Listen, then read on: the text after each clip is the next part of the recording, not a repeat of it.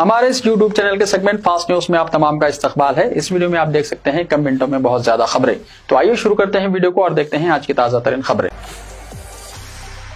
Hyderabad central university में एक और हिरन की मौत। हैदराबाद सेंट्रल यूनिवर्सिटी में एक और हिरन की मौत हो गई। चारशंबे की शाम 7 बजे कुत्तों के हमले में हिरन हलाक हो गया। वाज़ेह है कि 5 अप्रैल को भी कुत्तों के हमले में हैदराबाद सेंट्रल यूनिवर्सिटी में हिरन की मौत हो गई थी। अंदरून एक हफ्ता इस तरह का ये दूसरा वाकया है जिस पर जानवरों के तहफ़्फ़ुज़ से मुतल्लिक़ तंजीमों ने तशवीश का इजहार किया है। शोभा यात्रा के मौके पर पुलिस की मसाजिद कमेटियों को नोटिस से तशवीश। शहर में हनुमान शोभा यात्रा के पेश नज़र जहां पुलिस की जानिब से सियानती इंतजाम किए जा रहे हैं, वहीं बास मसाजिद कमेटियों को दी गई हिदायत पर शहरियों में तशवीश की लहर पाई जाती है। सोशल मीडिया पर पुलिस की एक नोटिस वायरल हो रही है जो इंस्पेक्टर पुलिस गांधीनगर की जानिब से जारी की गई है। इस नोटिस में मोहम्मद रिजवान आलम, मस्जिद सुल्तान बाग, मीरपेट होटल लेन, सिकंदराबाद से कहा गया है कि कमिश्नर पुलिस हैदराबाद की हिदायत के मुताबिक मुतल्ला किया जाता है कि हनुमान शोभा यात्रा के जुलूस के रास्ते में मस्जिद के हुदूद में किसी भी किस्म के साउंड सिस्टम का इस्तेमाल ना किया जाए। जुलूस मुकम्मल होने के बाद मामूल के मुताबिक साउंड सिस्टम के इस्तेमाल की इजाजत रहेगी। इसमें किसी किस्म की खिलाफवर्जी की सूरत में मस्जिद कमेटी और इंचार्ज मस्जिद के खिलाफ कार्रवाई की जाएगी। ये पहली मरतबा है कि यात्रा के पेश नज़र मसाजिद कमेटियों के जिम्मेदारान को पाबंद किया जा रहा है। साबिक़ में इसकी नज़ीर नहीं मिलती। इस तरह की नोटिस जारी करने की वजह से शहरियों में तशवीश की लहर पाई जाती है। नागार्जुना सागर डैम की मुकम्मल सिक्योरिटी अब आंध्र प्रदेश फोर्सेस के हाथ में चली गई। नागार्जुना डैम की मुकम्मल सिक्योरिटी अब आंध्र प्रदेश फोर्सेस के हाथ में चली गई क्योंकि तेलंगाना रियासत की हुदूद में मौजूद नागार्जुना सागर डैम के 13 गेट्स की सिक्योरिटी की निगरानी करने वाली फोर्सेस से अपनी ड्यूटी से दस्तबरदार हो गई। तेलंगाना फोर्सेस को वापस तलब करने के लिए मुल्क बटालियन की जानिब से अहकाम जारी किए गए थे, जिसके बाद रिलीविंग ऑर्डर्स हासिल करके तेलंगाना की फोर्सेस नागार्जुना सागर से वापस चली गई। इसके बाद डैम की सिक्योरिटी की मुकम्मल निगरानी आंध्र प्रदेश फोर्सेस ने अपने कंट्रोल में ले ली। 30 नवंबर 2023 की आधी रात को डैम के इंतजाम से मुताल्लिक़ दोनों रियासतों के दरमियान तनाज़ा पैदा हुआ था, जिसके बाद पिछले 1.5 साल से विशाखापट्टनम की 234वीं बटालियन की सीआरपीएफ फोर्सेस एपी की जानिब मौजूद 13 गेट्स की निगरानी कर रही थी, जबकि तेलंगाना की जानिब मौजूद 13 गेट्स की निगरानी मुल्क की 39वीं बटालियन की सीआरपीएफ फोर्सेस कर रही थी। अब जबकि तेलंगाना की फोर्सेस अपनी ड्यूटी से दस्तबरदार हो चुकी हैं, तो पूरी जिम्मेदारी एपी की फोर्सेस ने संभाल ली है। हैदराबाद को पानी के बहरान का सामना करना पड़ सकता है। नागार्जुना सागर मामले से निपटने में नाकामी पर कांग्रेस हुकूमत पर बीआरएस की तनकीद। भारत राष्ट्र समिति के साबिक वजीर और रुकन असेंबली जगदीश रेड्डी ने कांग्रेस हुकूमत पर सख्त तनकीद करते हुए इल्जाम किया कि इसने chief minister Andhra Pradesh N Chandrababu Naidu के दबाव में आकर दरिया के पानी के तेलंगाना की हिस्सेदारी को आंध्र प्रदेश के खुद सुपुर्द कर दिया है।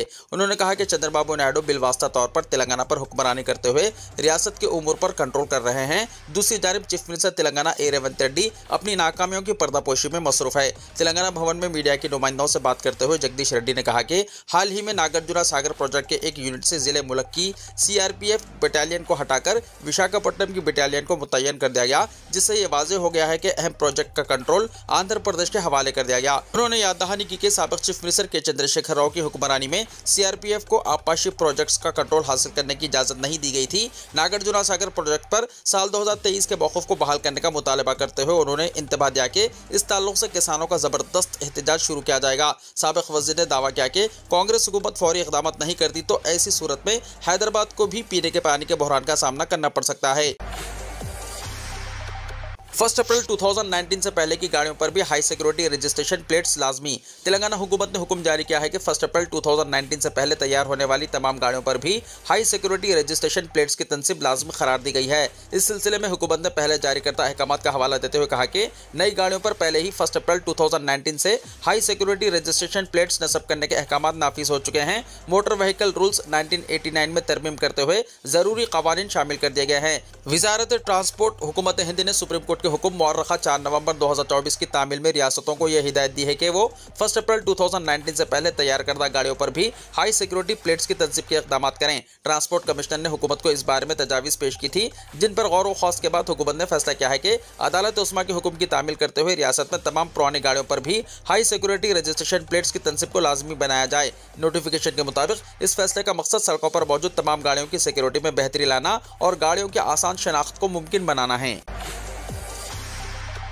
इन गाड़ियों को 30 सितंबर तक high security registration number plate लगाना लाजमी है। तेलंगाना हुकूमत की हिदायत। तेलंगाना हुकूमत ने हिदायत दी है कि रियासत में 1 अप्रैल 2019 से पहले रजिस्टर होने वाली तमाम गाड़ियों पर high security registration number plate यानी HSRP लगाना लाजमी है। इसके लिए 30 सितंबर तक की मोहलत दी गई है। गाड़ी मालिकान www.siam.in वेबसाइट पर जाकर दरख्वास्त दे सकते हैं। 2 व्हीलर गाड़ियों के लिए फीस 320 रुपये से 380 रुपये, 3 व्हीलर की गाड़ियों के लिए 350 रुपये से 450 रुपये, 4 व्हीलर की गाड़ियों के लिए 590 रुपये से 700 रुपये और कमर्शियल गाड़ियों के लिए 600 रुपये से 800 रुपये तक मुकर्रर की गई है। महकमा ट्रांसपोर्ट ने खबरदार किया है कि अगर किसी गाड़ी पर हाई सिक्योरिटी नंबर प्लेट ना हो तो ऐसी गाड़ी को जब्त कर लिया जाएगा।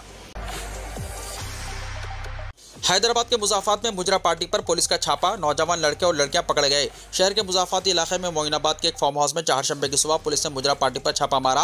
यहां से ज़ायद 14 अफराद को गिरफ्तार किया गया, जिनमें 7 खवातीन भी शामिल है। पुलिस के मुताबिक ये कार्रवाई साइबराबाद स्पेशल ऑपरेशन टीम यानी SOT ने बावसूख जराये की इत्तला पर की है। पुलिस के मुताबिक फार्म हाउस में 70 ग्राम गांजा और शराब की बोतलें बरामद की गई हैं। पुलिस के मुताबिक मोइनाबाद पुलिस स्टेशन की हुदूद में मुजरा पार्टी मुनक्किद होने की इत्तला मिलने पर SOT ने कार्रवाई की। ये पार्टी एतबार पल्ली के करीब हॉलीडे फार्म हाउस में एक बर्थडे पार्टी के नाम पर मुनक्किद की गई थी। पकड़ी जाने वाली 6 खवातीन को रेस्क्यू होम मुंतकिल किया गया, जबकि नौजवान मर्दों को पुलिस स्टेशन मुंतकिल किया गया। पुलिस ने इस वाक़े पर मुकदमा दर्ज करके तहकीकात शुरू कर दी है। बताया गया है कि यहाँ काबिल एतराज़ डांस किया जा रहा था। मलून राजा सिंह और दिगर 5 के खिलाफ मुकदमा दर्ज। मंगलहाट पुलिस ने बीजेपी के मलून रुकन असम्बली राजा सिंह और दिगर 5 अफराद के खिलाफ मुकदमा दर्ज कर लिया है। 6 अप्रैल को श्री राम नवमी के मौके पर निकाली गई शोभा यात्रा के मौके पर मलून रुकन असम्बली राजा सिंह की जानिब से डीजे के इस्तेमाल पर इसके और दिगर 5 अफराद के खिलाफ मंगलहाट पुलिस ने यह कार्रवाई की। पुलिस के मुताबिक डीजे मुकर्ररा हद से ज़ायद बुलंद आवाज़ से बजाया गया और इसके लिए पुलिस की इजाज़त भी हासिल नहीं की गई। राजा सिंह और दूसरों पर यात्रा के दौरान पुलिस के साथ गलत रवैया अख्तियार करने का भी इल्ज़ाम है। FIR में राजा सिंह के अलावा साबिक़ वज़ीर आनंद सिंह और दूसरों के नाम शामिल हैं। ग्रुप 1 तकर्रुरात सर्टिफिकेट्स की जांच का शेड्यूल हुआ जारी। तेलंगाना पब्लिक सर्विस कमीशन ने ग्रुप 1 के तहत मुख्तलिफ तकर्रुरात के लिए सर्टिफिकेट्स की जांच का शेड्यूल जारी कर दिया है।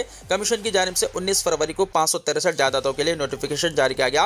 मुंतखब उम्मीदवारों के सर्टिफिकेट्स की जांच 16, 17, 19 और 21 अप्रैल को की जाएगी। ये जांच सुबह 10:30 बजे से दोपहर 1:30 बजे तक और दोपहर 2 बजे से शाम 5:30 बजे तक होगी। पब्लिक गार्डन में वाक़ तेलुगु यूनिवर्सिटी में जांच का मरकज़ कायम किया गया है। मुंतखब उम्मीदवारों की फहरिस्त कमीशन की वेबसाइट पर दस्तयाब है, जहाँ से उम्मीदवार अपने तस्दीकी सर्टिफिकेट से मुताल्लिक़ मवाद डाउनलोड कर सकते हैं। मुंतखब उम्मीदवारों को हिदायत दी गई है कि वो तमाम असली सर्टिफिकेट्स के साथ 2 फोटोकॉपी सेट भी साथ लाएं, जैसा कि नोटिफिकेशन में बयान किया गया। इलावाज़ी उम्मीदवारों को यह भी हिदायत दी गई है कि वो वेब ऑप्शन का इस्तेमाल 15 अप्रैल से 22 अप्रैल शाम 5 बजे तक करें। कमीशन ने वाज़ेह किया है कि अगर कोई उम्मीदवार असल सर्टिफिकेट पेश ना करे या मुकर्ररा तारीख पर गैर हाजिर रहे तो उसकी उम्मीदवारी पर मज़ीद गौर नहीं किया जाएगा और कोई इजाफी वक्त भी नहीं दिया जाएगा। अगर सर्टिफिकेट की जाँच के बाद उम्मीदवारों की तादाद मतलूबा या दरकार उम्मीदवारों से कम रह जाए तो इस सूरत में इजाफी उम्मीदवार को बाद में तलब किया जाएगा। अब्दुल्लापुर मेट के बाद अब सिद्दीपेट में बर्ड फ्लू की तौसीक। शहर के नवाही इलाके अब्दुल्लापुर मेट जिले रंगारेड्डी में बर्ड फ्लू की तौसीक और हज़ारों मुर्गियों को तलब किए जाने के बाद अब तेलंगाना के जिले सिद्दीपेट में बर्ड फ्लू की तौसीक हुई है और महकमा अफजाइश मवेशियाँ की जानिब से की गई तौसीक के बाद महकमा सेहत ने अलर्ट जारी कर दिया है। गुज़िश्ता हफ्ते हुक्काम की निगरानी में अब्दुल्लापुर मेट में बर्ड फ्लू की तस्दीक के बाद हज़ारों की तादाद में अंडों और मुर्गियों को तलब करने के इक़दाम किए गए थे और अब सिद्दीपेट के थोगोडा मंडल में मौजूद पोल्ट्री फार्म में मुर्गियों की अमवात के बाद एडिशनल कलेक्टर सिद्दीपेट मिसेस गरिमा अग्रवाल ने फौरी हिदायत जारी करते हुए पोल्ट्री फार्म मालिकान को हिदायत दी है कि वो साइंसी तरीक़ेकार इख्तियार करते हुए मुर्गियों को तलब करने के इक़दाम करें या मुतल्लिक़ा महकमे ओहदेदारों को सूरत हाल से वाकिफ़ करवाएं ताकि इनकी निगरानी में मुर्गियों और अंडों को तलब किया जा सके। बताया जाता है कि ज़िले इंतज़ामिया ने इस बात की तौसीक़ की है कि ज़िले सिद्दीपेट में पहली मरतबा बर्ड फ्लू की तौसीक़ हुई है और इस तौसीक़ के साथ ही ज़िले इंतज़ामिया ने फौरी तौर पर अलर्ट जारी करते हुए मौजा कंगल के मंडल थुगुटा में मौजूद पोल्ट्री फार्म्स की मुर्गियों और अंडों को तलब करने के इक़दाम का फैसला किया है और मुकामी अवाम के लिए इंतबाह जारी करते हुए जिस मुकाम पर बर्ड फ्लू पाया गया है इस मुकाम के तरफ 1 किलोमीटर तक के हुदूद में अंडों और मुर्गी के इस्तेमाल को तर्क करने की हिदायत जारी कर दी गई है। ओहदेदारों ने पोल्ट्री फार्म्स में खिदमत अंजाम देने वाले अमलों को हिदायत दी है कि वो फौरी तौर पर अपना तिब्बी मुआयना करवाएं ताकि इन्हें बर्ड फ्लू का शिकार होने की सूरत में फौरी तौर पर इलाज किया जा सके। ओहदेदारों के मुताबिक जिले के तमाम मवाजियात के अलावा मंडलों में मुतल्लिक़ा ओहदेदारों को मुतहर्रिक करते हुए इन्हें इस बात की हिदायत दी गई है कि वो अपने मंडलों में मौजूद पोल्ट्री फार्म्स की मुर्गियों की जाँच को यकीनी बनाएं ताकि बर्ड फ्लू से मुतासरा परिंदों को फौरी तौर पर साइंसी तरीक़ेकार से तलब करने के इक़दाम किए जा सके। ज़राए के मुताबिक रियासत भर में मुर्गियों की जाँच और इनकी अमवात पर महकमा अफजाइश मवेशियाँ की जानिब से खुसूसी नज़र रखने के इक़दाम किए जा रहे हैं ताकि मुमकिन हद तक बर्ड फ्लू को फैलने से रोका जा सके और अवाम में शऊर उजागर करते हुए इस बीमारी को फैलने ना दिया जाए।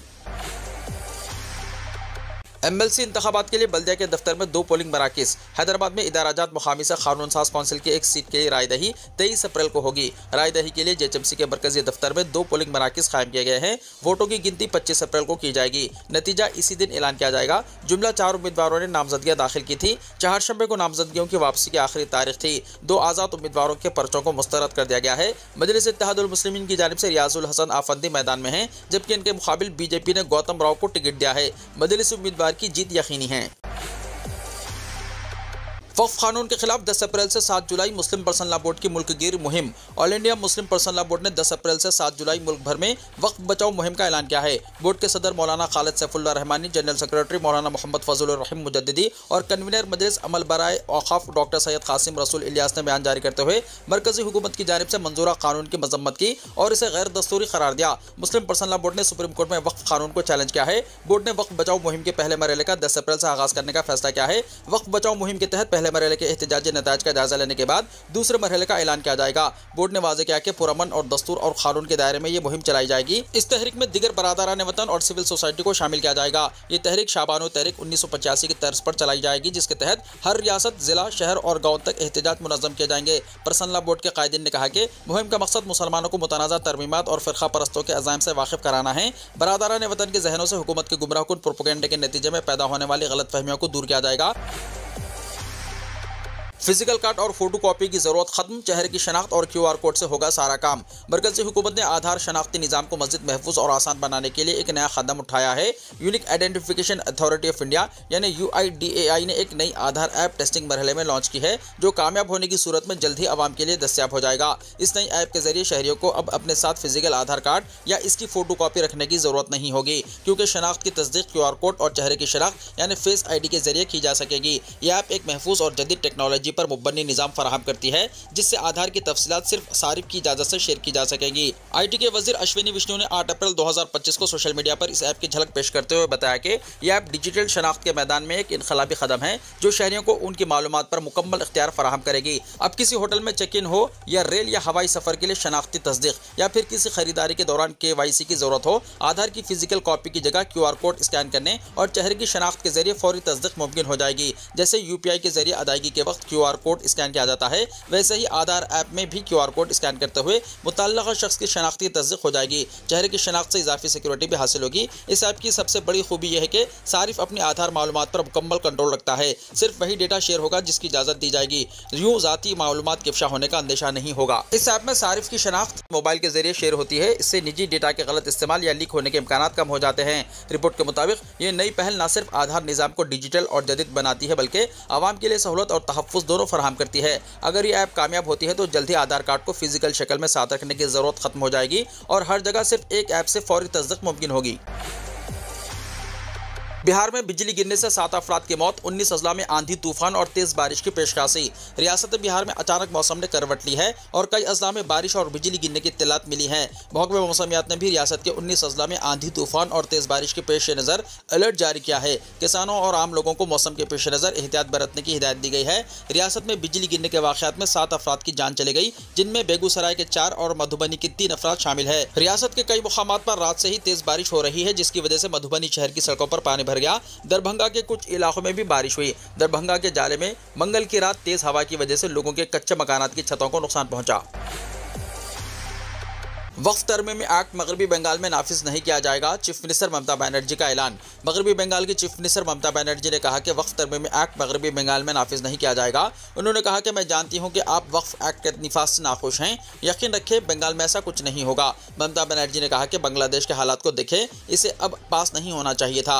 ममता बनर्जी ने कोलकाता में मुनक्किदा एक प्रोग्राम में कहा कि कुछ लोग उनसे कहते हैं कि आप हर मजहब की जगहों पर क्यों जाते हैं, तो वो कहती है कि हम हर मजहब की जगहों पर जाते हैं और जाते रहेंगे। ममता बनर्जी ने मजीद कहा कि अगर आप हमें गोली भी मार दें तो भी आप हमें इतिहास से नहीं हटा सकते।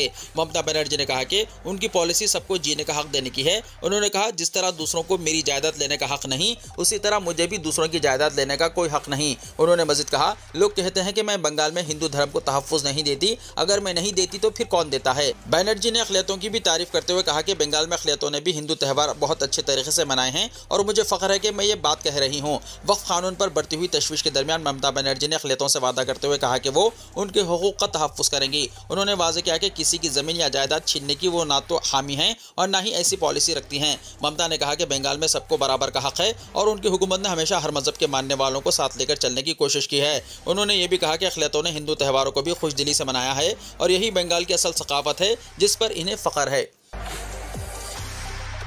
ताइवान में ज़लज़ला, इमारतें लरज़ उठी। ताइवान के शुमाल मशरक़ में ज़लज़ले के झटके महसूस किए गए हैं जिससे लोग खौफज़दा हो गए। गैर मुल्की ज़राए इब्लाग़ के मुताबिक अमेरिकी जियोलॉजिकल सर्वे यानी USGS का कहना है कि ताइवान के दारुल हुकूमत ताइपे में इमारतें लरज़ उठी। ज़लज़ले की शिद्दत 5.0 रिकॉर्ड की गई है। USGS के मुताबिक ज़लज़ला तकरीबन 70 किलोमीटर यानी 43 मील की गहराई में ताइपे के करीब येलान काउंटी में आया। येलान फायर हुक्काम के मुताबिक फौरी तौर पर जाने नुकसान या ज़ख्मियों के हवाले से कोई इत्तला सामने नहीं आई। वाज़ेह है कि ताइवान में आखिरी बार बड़ा ज़लज़ला अप्रैल 2024 में आया था जिसकी शिद्दत 7.4 रिकॉर्ड की गई थी।